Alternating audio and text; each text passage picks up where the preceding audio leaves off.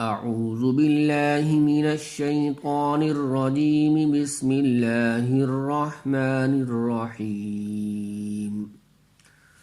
الرحمن علم القرآن خلق الإنسان علمه البيان. الشمس والقمر بحسبان والنجم والشجر يسجدان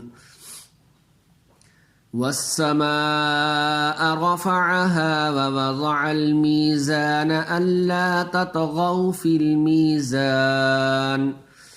وأقيموا الوزن بالقسط ولا تخسروا الميزان والأرض وضعها للأنام فيها فاكهة والنخل ذات الأكمام والحب ذو العصف والريحان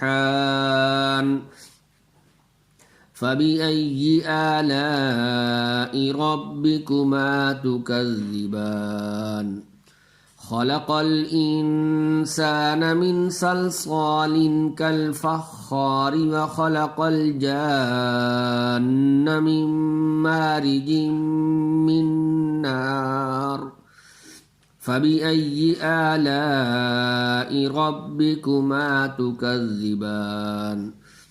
رب المشرقين ورب المغربين فبأي آلاء ربكما تكذبان مرج البحرين يلتقيان بينهما برزخ لا يبغيان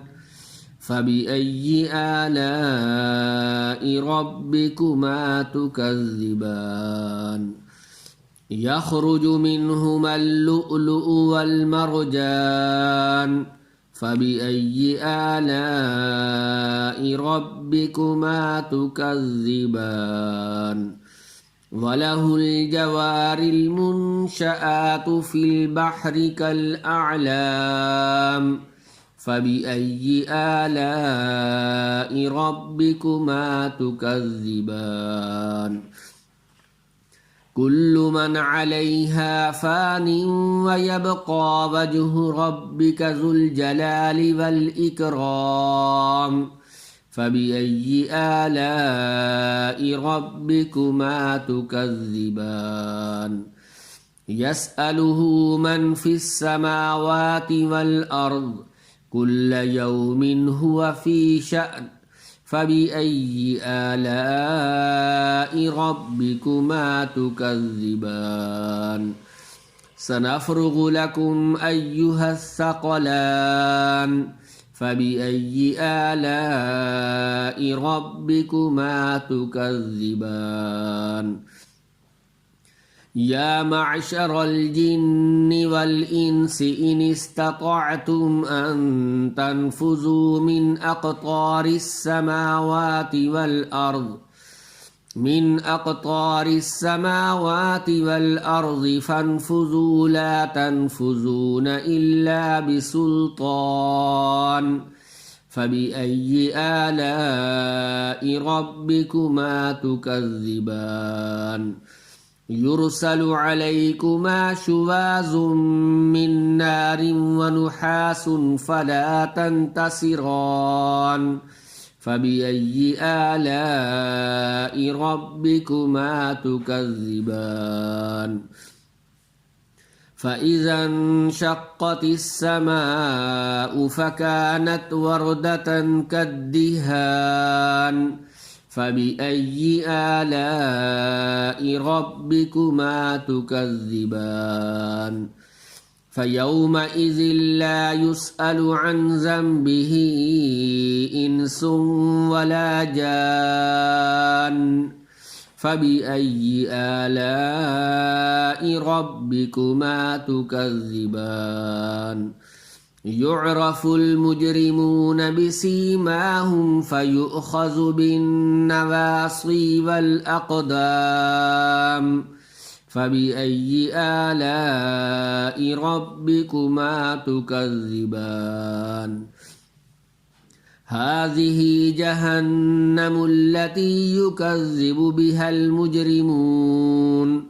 يطوفون بينها وبين حميم آن فبأي آلاء ربكما تكذبان ولمن خاف مقام ربه جنتان فبأي آلاء ربكما تكذبان ذواتا أفنان فبأي آلاء ربكما تكذبان فيهما عينان تجريان فبأي آلاء ربكما تكذبان فيهما من كل فاكهة زوجان فبأي آلاء ربكما تكذبان متكئين على فرش بطائنها من استبرق وجنى الجنتين دان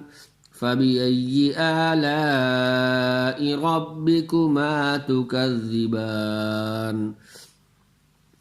فيهن قاصرات الطرف لم يطمثهن إنس قبلهم ولا جان فبأي آلاء ربكما تكذبان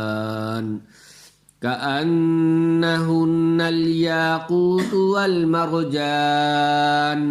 فبأي آلاء ربكما تكذبان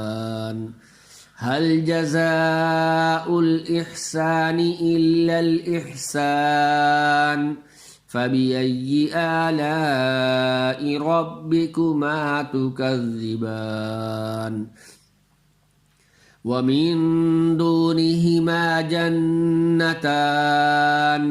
فبأي آلاء ربكما تكذبان مدهامتان